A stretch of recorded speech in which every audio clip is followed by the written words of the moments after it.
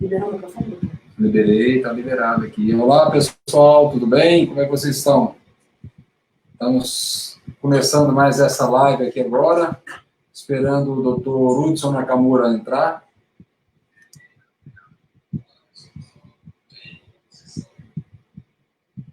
Hoje nós teremos algumas respostas para as principais perguntas que nos fizeram essa semana. Tem muita coisa interessante aqui hoje para a gente conversar sobre os problemas oftalmológicos.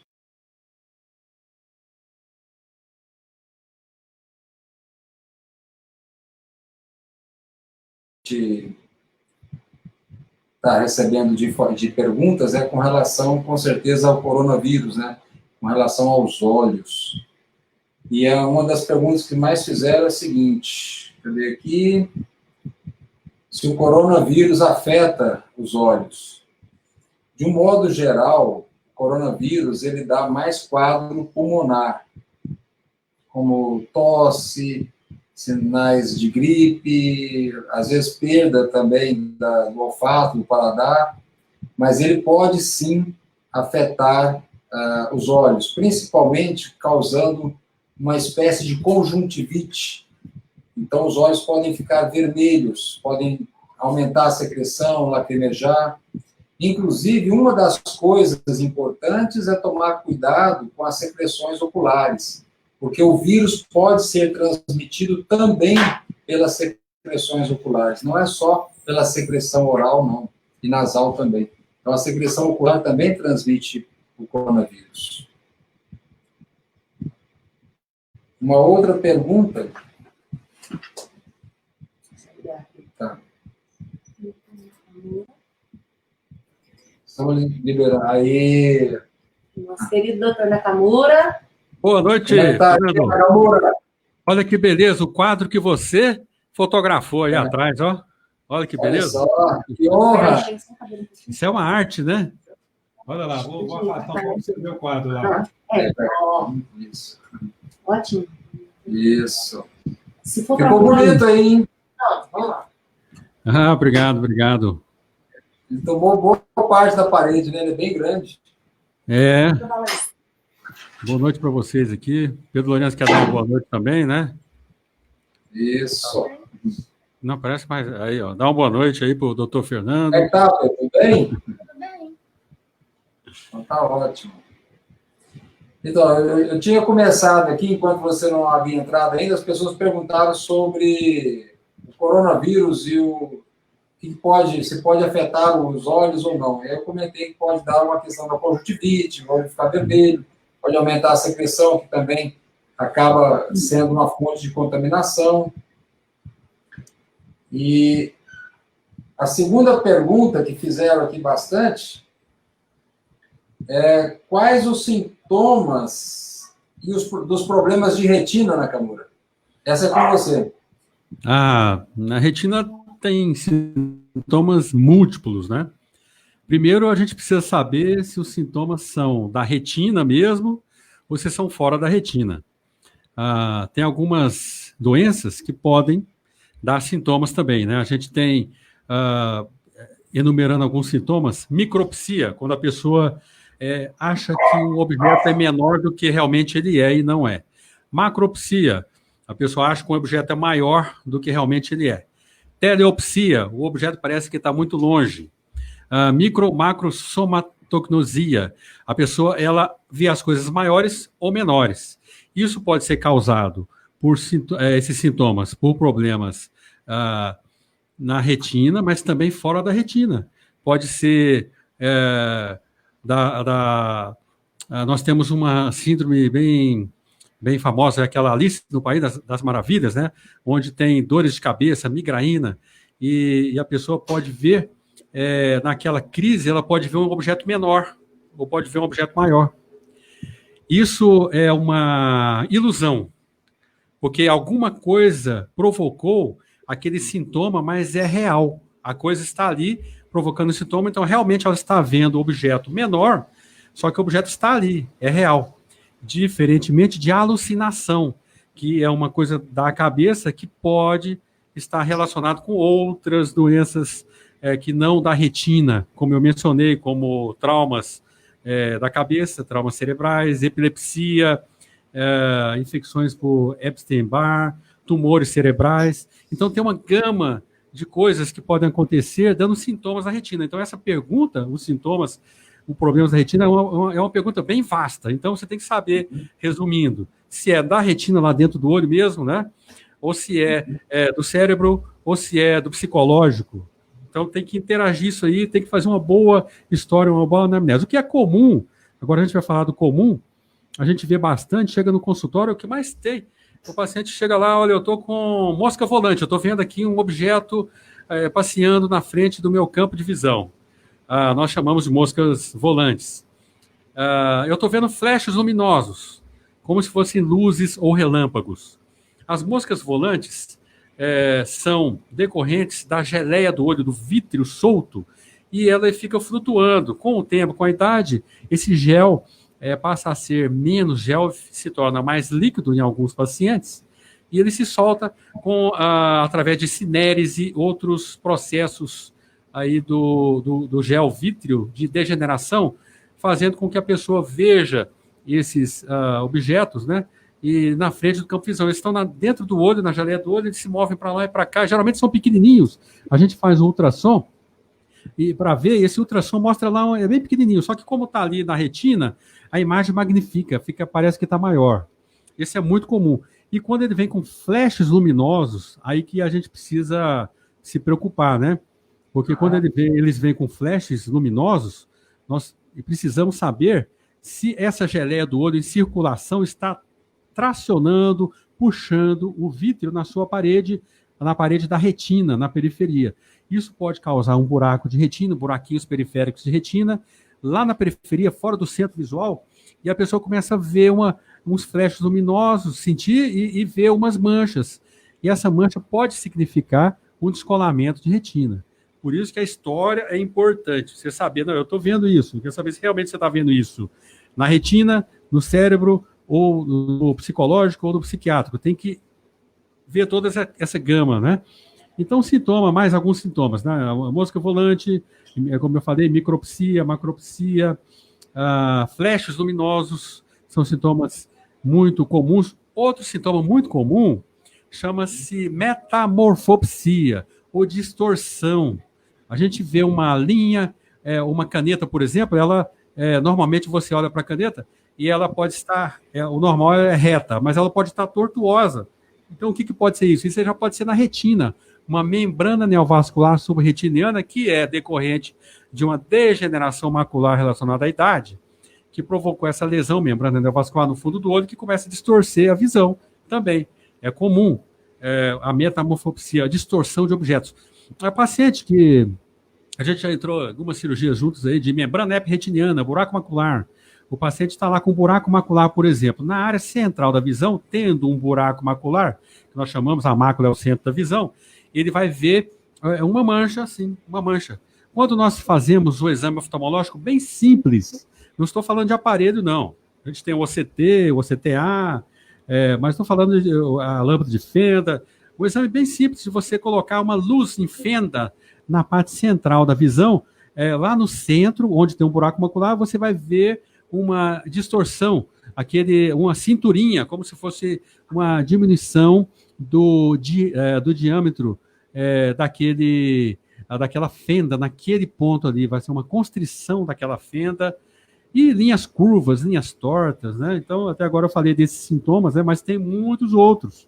Um embaçamento visual geral, que muitas vezes pode se achar que é da retina, pode ser uma catarata, por exemplo, né? Aí o que vai ajudar? O campo visual. A gente vai ter lá exames, alterações no campo visual, de periferia. E na retina em si, outra coisa importante, diabetes. O diabetes pode causar retinopatia diabética. Retinopatia diabética pode causar edema macular. O edema é um inchaço da área visual macular. Vai embaçar a visão. Você vai ter líquido ali na retina sensorial. Então, você pode ter distorções, embaçamento visual, e dependendo da região que é envolvida, e se tem uma hemorragia no fundo do olho, você vai ver uma mancha assim, se tiver uma hemorragia do diabetes, você vai olhar para o lado, para o outro, aquela mancha não desaparece, é uma hemorragia intrarretiniana. Embaçou muito, então pode ser uma hemorragia dentro da geleia do olho, através secundária ao neovaso, hemorragia vítrea. Então tem muita coisa que pode causar sintomas da retina. E esses são talvez os mais comuns. Descolamento de retina, que pode acontecer no diabético, pode acontecer fora do diabético. No diabético chama-se tracional, no não diabético chama-se normalmente regmatogênico, mas também existe o descolamento de retina exudativo. O paciente vai notar uma sombra, uma mancha que cobre o eixo visual. Quanto maior o descolamento, mais envolver a sua parte central da visão, a visão poderá ficar pior. Então, como eu falei para você, né? Antes de saber isso, a gente já faz aquela anamnese bem feita. E aí, você é diabético? Quanto tempo? Não é hipertenso? Com hipertensão pode dar também hemorragia no olho, pode dar oclusão vascular. Se tiver oclusão vascular, também causa baixa da visão. Onde que vai ter o defeito? Uma inflamação, uma retinite? É na retina, é no nervo óptico, é na periferia? Então, tudo isso a gente precisa saber monitorar através desse questionamento, dessa anamnese inicial, depois que passa para os exames. Nos exames a gente vai ver para ajudar no diagnóstico, mas os sintomas podem ser vários, né? Como eu falei, o mais importante de início é uma boa história, uma boa anamnese, e você saber se realmente está na retina ou se está também no cérebro da pessoa, e fazer uma história normalmente bem feita, né? Dispensar o... Tem uma pergunta muito interessante aqui, é o seguinte: essa foi feita até por um profissional da área médica. Como o coronavírus ele causa coagulação vascular e tromboses, se você já viu algum caso de trombose ocular devido ao coronavírus? Não, ainda não. Não. As estatísticas são pequenas, né? Mas pode ocorrer. Pode ocorrer uma trombose ocular, dar uma oclusão aí, se a trombose for na veia, uma oclusão da veia central da retina, do ramo da veia, alterações arteriais também, trombose, pode ter êmbolo, pode estar ali na artéria, a nível da lâmina fibrosa.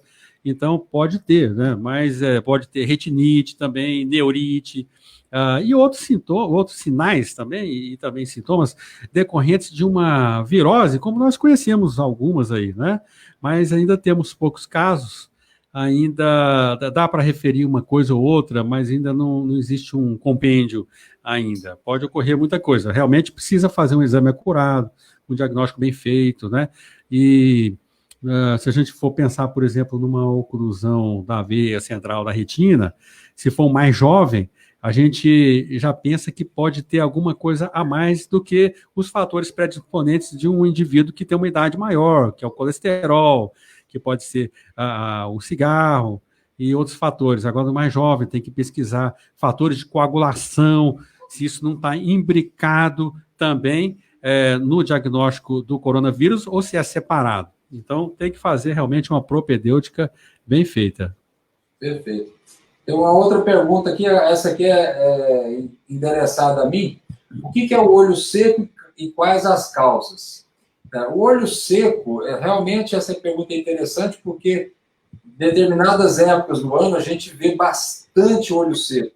E ultimamente tem tido muitas queixas no consultório que o paciente reclama que está com o olho seco.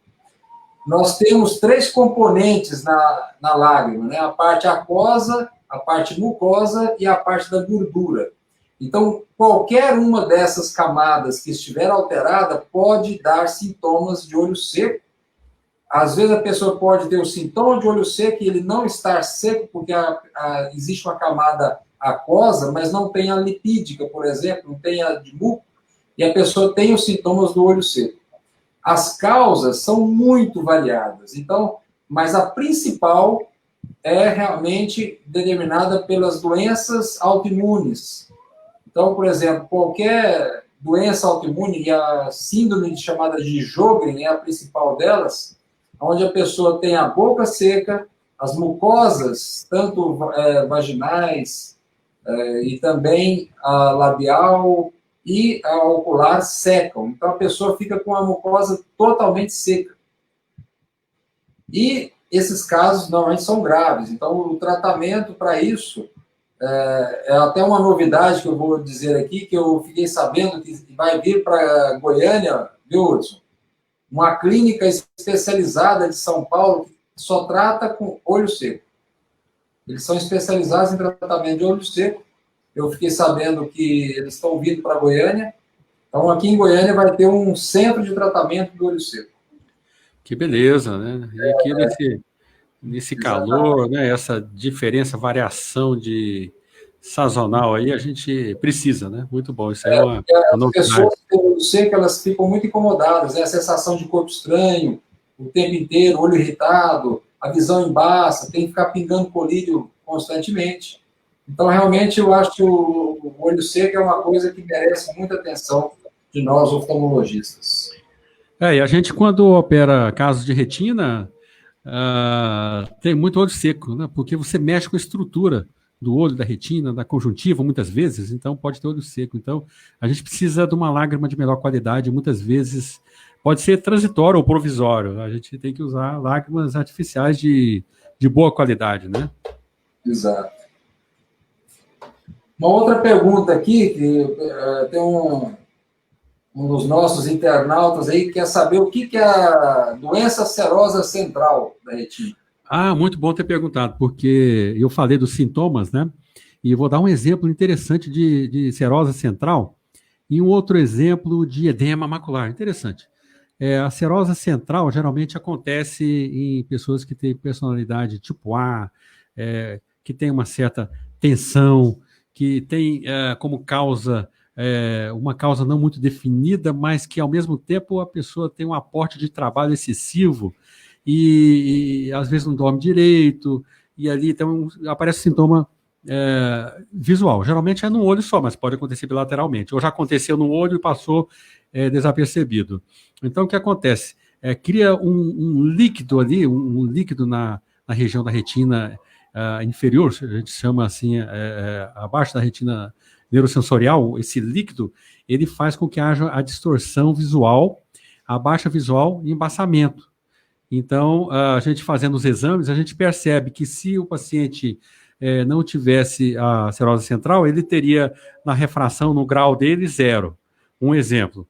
Mas quando ele tem a serose central, apareceu mais meio, mais 0,75, apareceu mais 1. Então, com aquele, se a gente colocar aquele grau para ele, ou dioptria, para ele melhorar a visão dele melhora. Aí a gente vai ver o fundo do olho, tem essa alteração, é um líquido que está lá na região central visual, na mácula, como eu já referi, especialmente ali na fóvea, causando sintomas, mas ele pode ser em volta e a pessoa não perceber, ela pode perceber só uma manchinha aqui, uma manchinha ali, e a serosa central, a gente antigamente tinha uma solução nela que a gente ainda tem hoje, que é esperar, até 3 meses esperar a resolução espontânea e melhorar. Só que se a pessoa continuar naquele ambiente de excesso de trabalho, de pressão, ela vai acabar voltando à serose central nesse olho ou no outro olho, ou não melhorar, né? Mas a grande maioria dos casos melhora espontaneamente. Quanto melhor, a gente faz o exame de angiofluorescinografia, que é o exame de contraste, ou podemos fazer também o OCT ou o OCTA, pacientes que não podem usar o contraste, né? Como nós temos o caso do Motion 3000 para fazer, e o 4000 para fazer o OCT, para ver exatamente o ponto de vazamento ali na região da intrarretina, aonde existe o defeito da retina.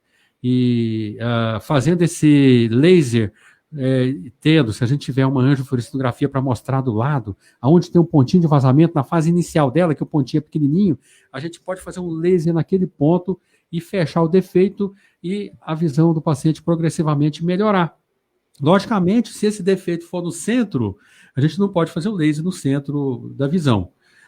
Estudos decorrentes vindos de muito atrás, né, mostram que o laser, mesmo fora da área central da visão, um laser externo, ele pode estimular o epitélio pigmentar da retina e fechar esse defeito da mesma forma.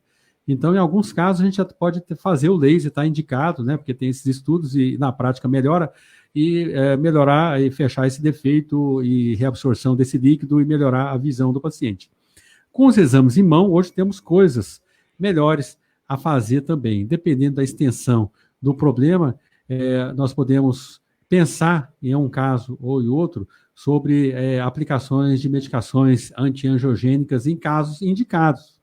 E em casos também que possivelmente, supostamente, seriam serose central, que na realidade seria o início de uma membrana neovascular subretiniana, que aí já é outro tratamento, e aí aplicar-se-iam melhor os tratamentos antiangiogênicos de injeções intraoculares. Então, é uma doença que tem um range que pode ser mais simples, só de esperar a resolução, pode ser mais grave, mais sério, daí a necessidade do exame, o exame oftalmológico, o mapeamento de retina.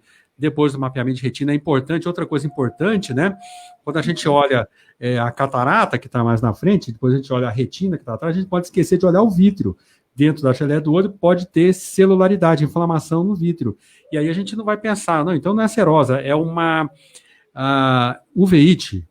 Tem que pensar nisso também. Então, o exame oftalmológico tem que ser completo, tem que ter equipamento bom para a gente poder detectar isso aí. E nem sempre com aparelho. O nosso aparelho mais simples, que é o oftalmoscópio, para fazer o mapeamento de retina, a lâmpada de fenda, aparelhos mais simples podem detectar e deixar você lá na frente no diagnóstico, sem medo de errar, né?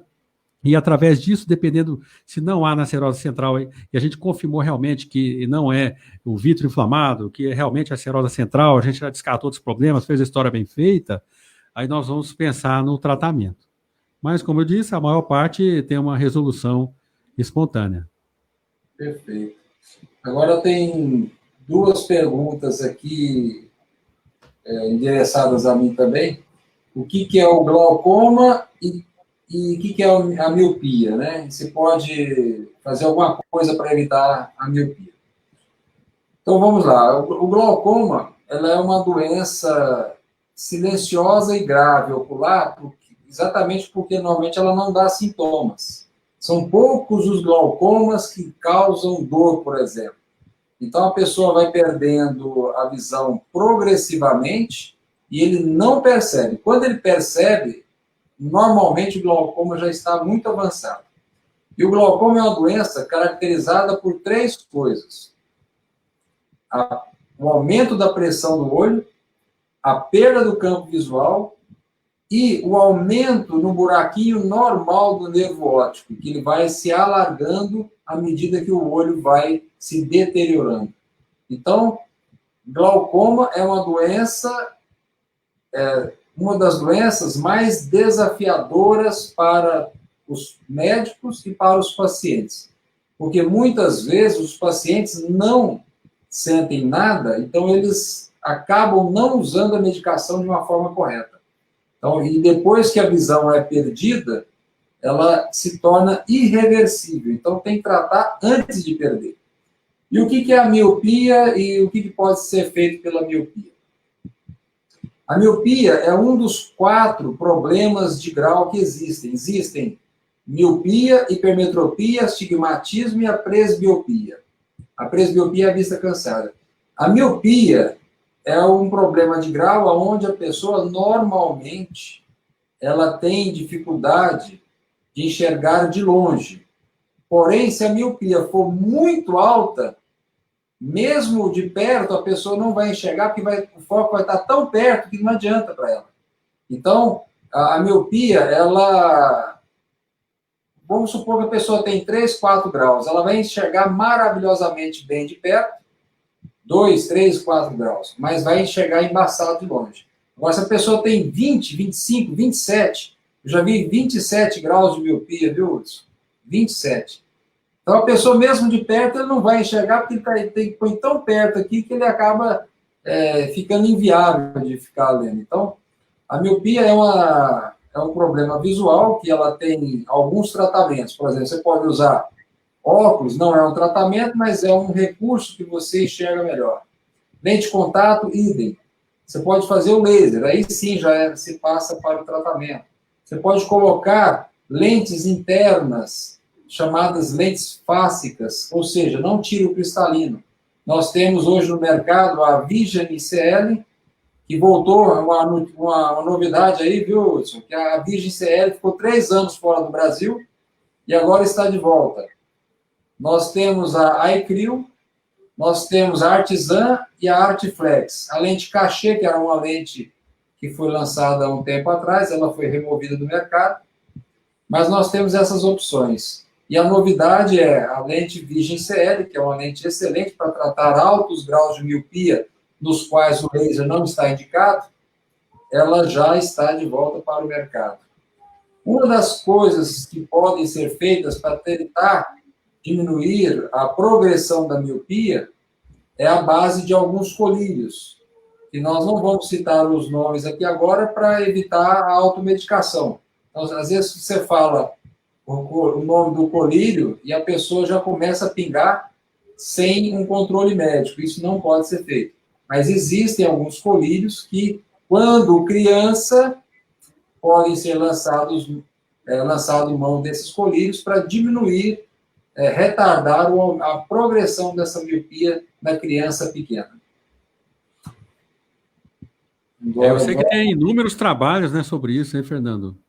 Tem. Muito trabalho. E aí você falando da miopia, né, esse grau tão alto, né, e a gente também se preocupa com a retina, a gente precisa fazer o mapeamento nesses pacientes. Exato. E não nem tanto os de alto grau, que teriam uma incidência maior de buracos periféricos de retina, mas os de grau intermediário, ou dioptria intermediária. Então, todos eles precisam fazer. O que é comum nos nossos ambulatórios, a gente sabe que tem miopia, e a gente faz mapeamento e descobre alterações, afinamentos, degenerações látices nas retinas em pacientes com mínimo de miopia, às vezes até assintomáticos, 0,25, meio, mas está ali, a maioria não tem sintoma, a gente descobre alguma coisinha lá, então precisa examinar como um todo, né? Antes de prosseguirmos aqui, a Wênia Cristina está dando boa noite aqui para a gente, está dizendo que o assunto é muito importante. A Keila Simas entrou aqui também dando um oi. A Cláudia Dutra também está falando que as informações estão sendo muito importantes aqui para ela. Obrigado para vocês. E agora outra pergunta para ti é o seguinte: qual o tratamento do descolamento de retina? Bom, descolamento de retina não é só um tratamento. Se a gente for falar, a gente pode escrever um livro, né? A gente e nem toda a regra é fast and forward, ou seja, é daquele jeito. Depende muito de alguns fatores. O paciente tem diagnóstico de descolamento. Quanto mais cedo, isso aí é uma coisa muito interessante, quanto mais cedo você tratar, melhor. Vamos supor que a pessoa tem um descolamento de retina bem leve na parte superior lá da retina em cima, a área central visual está aqui, ela está lá em cima. O descolamento começou a descolar lá em cima pelo afinamento da retina periférica. O tratamento pode ser só laser, fazendo uma barreira de laser para proteger, não deixar aquele descolamento aumentar. O tratamento pode ser crioterapia, congelando o buraquinho que ocasionou o descolamento de retina, fazendo com que esse buraquinho feche e cicatrize. O tratamento pode ser através do laser ou crio, um ou outro, e um gás intraocular, coloca um gás intraocular e essa bolinha de gás, ela vai lá em cima do buraquinho e fica dentro do buraquinho, ou melhor, na superfície do buraquinho, fazendo com que o laser cicatrize até fechar o buraquinho, o laser cicatrizado. E pode resolver o problema. Vamos supor que o paciente, igual um relógio aqui 12 horas, 6 horas, 9 horas, 3 horas. Vamos supor que o paciente tem aqui em cima, às 12 horas, um descolamento de retina, lá em cima, na periferia da retina, e um buraquinho. A gente faz lá o laser naquele ponto, se não deu para fazer o laser, faz um crio, ou se não deu, porque o descolamento está um pouco grande, faz só a aplicação do gás intraocular. Essa bolhazinha vai subir, vai ficar lá em cima do buraco. A hora que a bolhazinha empurrou a retina para o lugar, esse gás, são gases expansivos. O gás, ele vai lá e aumenta a expansibilidade dele, dependendo do tamanho. Se o buraquinho for desse tamanho, a gente coloca um gás para ficar maior, para englobar toda a área. Aí colou retina, vamos supor, não deu para fazer o gás. Agora que colou, dá para fazer já o laser, agora que colou, dá para fazer o crio, e aí você pode já ter resolvido o problema. Vamos avançar. Avançando, o descolamento já é um pouco maior, ele já envolve não só um lá em cima, aqui um buraquinho aqui, um descolamento aqui, outro aqui do outro lado. A gente pode fazer o que nós chamamos de retinopexia. Nós colocamos uma faixa de silicone em volta do olho, essa faixa faz uma indentação como se fosse uma cinturinha, como se fosse apertar um cinto, então a gente a posiciona, a gente coloca mais próximo o buraquinho da retina até a parede do olho. Então a retina sensorial, neurosensorial, para a parede do olho, onde se encontra o epitélio pigmentado da retina, aproximam-se as duas bordas, e essa indentação, esse aperto dessa faixa, chama scleral buckle, ou retinopexia com introflexão escleral, colando a retina, está em cima ali do buckle ou da faixa, o buraquinho de retina. Você pode terminar fazendo um laser em volta dele, fechou o buraquinho, fechou o defeito, colou a retina, e vai usar gás ou não dentro do olho, se for necessário. Usar gás, se a retina tiver com algum líquido ainda, precisa pôr um gás para dar uma forcinha lá, para fazer aquele mecanismo que eu falei de cima aqui, fazer ali na outra região e colar a retina. Bom, o descolamento ainda é mais grave ainda. A gente está falando de pacientes que demoram a aparecer, diagnósticos que demoram a ser realizados. Muitas vezes o paciente demora a aparecer na clínica para consulta. Muitas vezes o paciente está com receio da época do Covid, então ele não aparece lá na clínica para consulta. Então, esses pacientes, eles podem ter um descolamento de retina mais grave. O descolamento de retina mais grave, ele pode vir com trações, com repuxamentos, nós chamamos de proliferação vitreoretiniana interna, na parte interna da retina. Aí nós precisamos de fazer uma vitrectomia. A gente precisa entrar no olho com os instrumentos, são instrumentos bem pequenininhos, normalmente não se dá nem ponto. E a gente remove o vítreo, a geleia do olho que está antes da retina, coloca um líquido lá, cola a retina, faz o laser e resolve o problema do paciente.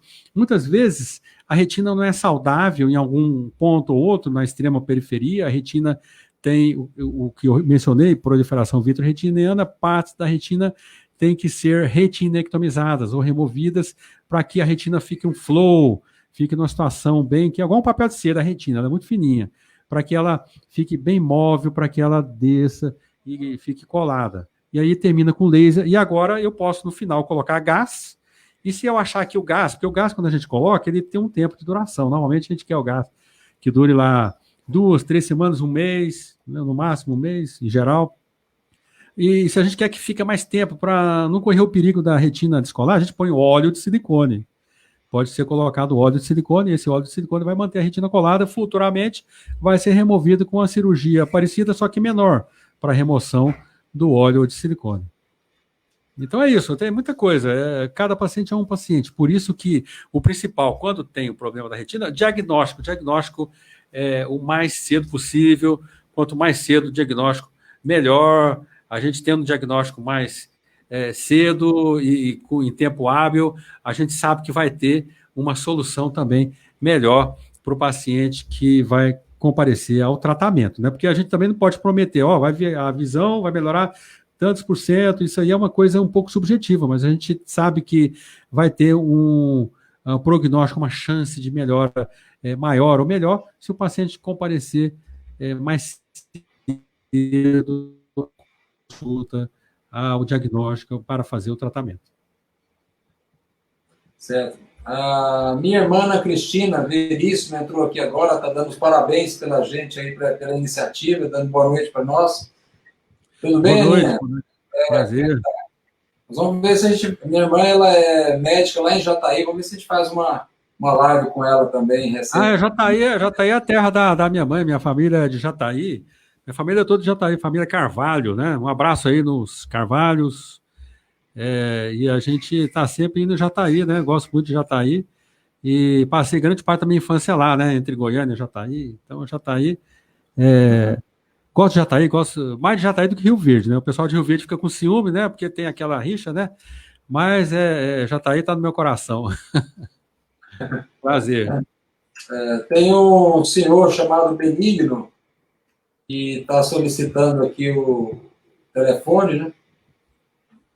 Depois a gente passa o telefone lá da clínica para ele aí, para E provavelmente ele deve ter problema grave de visão. Apareceu uma foto dele aqui que está com um grau bem alto, ó. Provavelmente uma miopia, né? É uma miopia bem alta. Ele está usando óculos? Provavelmente através do óculos. Em uma aqui agora, para mim, por que a visão de perto piora com a idade? Por que a visão escurece quando a pessoa levanta de uma forma brusca? E se a catarata pode voltar? Então, vamos lá. A visão de perto piora com a idade porque o músculo que faz o cristalino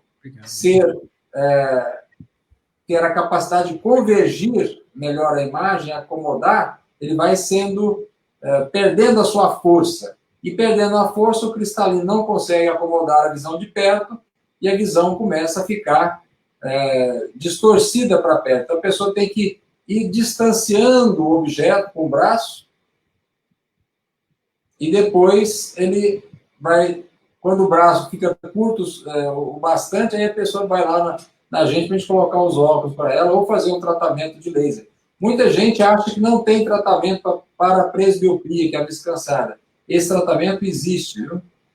A outra questão é por que a visão escurece. Quando a pessoa está deitada e ela levanta bruscamente, às vezes a pressão arterial cai. O coração acelera para compensar e essa queda da pressão arterial é que faz com que a visão escureça. Por quê? Porque o cérebro recebe menos quantidade de sangue e oxigênio. Isso não é um problema em si, na maioria das vezes. E se a catarata pode voltar? A catarata nunca volta. Uma vez tirada a catarata, ela nunca volta. O que as pessoas têm de mais pensar que volta a catarata é porque elas estão pensando que aquela carninha, que chama pterígio, aquilo lá é catarata. E não é, aquilo lá é pterígio. A catarata é dentro do olho, essa jamais volta. Uma vez operado, está curado. Agora tem uma outra pergunta aqui. Eles querem saber se as cirurgias de retina se tem dor. Hoje em dia, tudo é feito sob anestesia. Então, a gente elimina a dor. Nós não operamos a retina sem um anestesista do lado. Fazer uma cirurgia de descolamento de retina, uma cirurgia de vitrectomia. Sempre é importante que tenha um anestesista, né? A gente não quer a dor do paciente, né? Mesmo com injeções intraoculares, né? E a dor é um pouco subjetiva, a gente sabe disso, mas com injeções intraoculares podemos usar um anestésico, que é o colírio anestésico, um colírio e até uma injeção periocular, ou uma injeção mais leve, né? Como aquela que você gosta de fazer, peribulbar. Antigamente a gente fazia a retrobulbar. Eu me lembro do meu fellow lá em Toronto, no Canadá, que eu fazia retrobulbar. Quem fazia as anestesias das cirurgias oculares eram os médicos. Que interessante, né? Nós, como fellows de retina, né? Tinha toda a estrutura ali, o anestesista, mas o anestesista cuidava do paciente de forma sistêmica, mas quem cuidava de fazer anestesia éramos nós. E fazendo essa anestesia, a gente fazia um freezing no olho, então ele nem mexia, eu podia operar e tudo. Geralmente, depois da cirurgia de retina, não costuma haver dor. Algum sintoma, um dolorimento, uma sensibilidade um pouco aumentada, a gente usa colírios para cuidar disso. A gente tem que certificar que a pressão do olho está boa e ver a córnea também, que muitas vezes a córnea pode causar uma dorzinha, mas a anestesia é importante fazer para que a gente tire esse sintoma do paciente, que é um sintoma indesejável, né? Mas assim, a dor pode ocorrer depois da cirurgia também, se o paciente tiver alguma intercorrência ou alguma predisposição ou já tiver alguma alteração que envolva a sensibilidade, que também está ligada não só na retina, mas também como no olho como um todo, como na córnea, por exemplo, e até através da inervação que envolve todo aquele trajeto ali que vai para o olho, ou até mesmo o nervo facial em volta da face do indivíduo, né? Então, tudo isso pode influenciar. Então, a melhor coisa é evitar a dor, né? Tem uma outra pergunta muito interessante aqui para você, é o seguinte: os aparelhos de televisão, tablet, telefone, computadores, eles podem afetar a visão, a retina, ou isso é mito? Não, isso é mito. Mas vou dar um exemplo. Ó. Tem mito de um lado, do outro range, lá do outro lado pode ser alguma coisa séria, né? No último Red Nelson, número 3, que nós participamos com 10 países, dia 20 de junho, agora, ou melhor, dia 20 de junho, isso mesmo, o tempo está passando tão rápido, né? Nós participamos, e um amigo nosso que fez fellow comigo lá no Canadá, lá o Saad, ele mostrou um caso num paciente que teve já o oposto, ou seja, ele teve um laser, aquele laser pointer, foi para a retina e fez uma queimadura na mácula. Então, isso aí já é extremo. Então, ele teve uma lesão direta através do laser, que já vai emitir uma coagulação ali na retina, e aí ele realmente ficou com a visão baixa. Agora, essa luz do computador, ela não faz nenhum mal. O excesso de luz, ele provoca um aumento da sensibilidade. Aquela sensibilidade, especialmente em pacientes pré-sensíveis ou que tenham uma fotossensibilidade aumentada. Até nós prescrevemos, né, óculos fotossensíveis para quem tem uma aversão a uma luz excessiva. Eu, por exemplo, adoro usar óculos escuros com lentes de boa qualidade para evitar essa sensibilidade aumentada e a exposição do sol, do raio ultravioleta, que é danoso aos nossos olhos. Agora, o raio que não é o ultravioleta, o raio infravermelho, que geralmente vem dessa luz de computador, ele não nos afeta. Se o paciente tem a sensibilidade aumentada, ele deve diminuir a luz, como eu estou diminuindo aqui a luz, estou te vendo, mas está mais escuro, do computador. Ele pode usar no próprio computador, né? Eu não vejo hoje nos computadores mais modernos, não vejo, mas tem uma telinha que você coloca em cima, que diminui, abranda um pouco essa luminosidade, né? E balancear isso de acordo com a sua sensibilidade. Outra coisa que eu aconselho bastante os pacientes, especialmente os que operam de retina. Porque o olho fica meio dolorido, está um pouco doendo e tal. Não, mas está bom, está tudo bem, não tem nada. Mas mesmo que só o fato de estar alerta porque operou a retina, porque tem que ficar numa posição assim ou assim, porque descolou. Então tem um buraquinho aqui superior, ele tem que ficar reto assim. Se o buraquinho é aqui, ele tem que ficar já com a posição aqui para o gás ficar lá. Então, às vezes, ele vai dormir meio torto. Ou, no caso de buraco macular, ele tem que dormir olhando para baixo. Então, o paciente fica alerta, né? Então, se ele fica alerta o tempo todo, então ele vai ter já a qualidade do sono dele um pouco prejudicada. Se você tem luz em excesso, o que acontece? A luz estimula a retina. A iluminação, especialmente à noite, quando você tem a pupila mais dilatada, ela vai entrar na sua retina, vai estimular seus fotorreceptores, a parte neuronal vai para o cérebro, você está ligado, entendeu agora? Então, à noite, você deve ter menos luzes, né? À noite eu coloco mais essa luz aí atrás do quadro, seu quadro maravilhoso, né? Mas eu coloco, deixo essa luz aí e apago as outras, porque justamente para não estimular muito a minha retina e dar uma luz branda para que eu possa dormir de uma maneira mais adequada, né? Então, isso tem a ver com a fotossensibilidade. Então, resumindo a pergunta do nosso espectador, não tem nenhum problema, mas você deve diminuir a quantidade de luz, né? Não vai causar nenhum mal essa do computador, mas convém diminuir pelo próprio computador, você consegue baixar aquela luz. E as televisões modernas de hoje, nós sabemos que tem lá o Economy, né? Você vai colocar ela mais ecológica, e é uma luz que não afeta, não danifica a sua... não que danifica a visão, né? Que não influencia a sensibilidade da sua visão, né? Não te causa sensibilidade aumentada. Certo. Tem uma pessoa perguntando aqui, qual o tempo que a mira laser sendo colocada na retina de uma pessoa, ela vai causar essas lesões? Olha, se você apontar a mira laser para o centro da retina, não espere muito tempo, não. Ela está ali, só o tempo de esquentar. Você vai ter fotorreceptor desarranjado, você vai ter queimadura, porque a retina ela tem 9 camadas, começando aqui da parte interna, né, a membrana limitante interna, que é uma membrana bem fininha, até lá embaixo, epitélio pigmentado da retina, membrana de Bruch e coroide atrás, já que já não é retina mais. Então, você tem um caminho, né? Então, a luz chega lá, estimula o fotorreceptor, volta para a via óptica através de inervações, células, a máquinas bipolares e etc. E vai lá para o cérebro, né? Se você colocou a luz ali nos fotorreceptores e você não tem muito pigmento, vamos supor que você seja muito branco, né?